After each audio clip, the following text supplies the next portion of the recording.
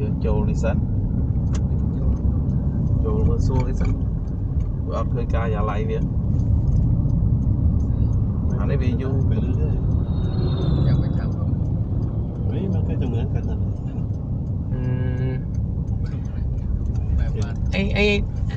อ๋อไอ้ครั้งที่แล้วเรามาจอดตรงนี้ปะไม่ใช่เลยจะไปดูที่ว่าชั้นเดียวอ่ะนี่ก็ตรงมองมันนี่ก็ว่าหนูมองแล้วมือตามมือรูปแบบเตี้ยเพี้ยนะรูปมือนี่ข้างหน้านี่ราคามัน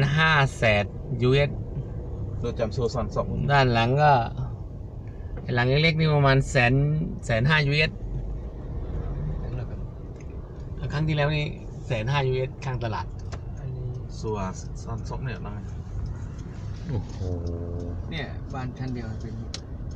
ในการยาไล่อ่ะเปลี่ยนบัตร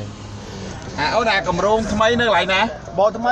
โปรที่ตัวตรองต้องบางทางสามได้แต่มาตามโครงกวาดวิ่งบางทางไปใส่วิ่งให้ต้องบอกตรองต้องเคยยืนบัตรสามให้บอกมกทางระบองวอดนะบัตรตื่นโบงตื่นบัตรโอเค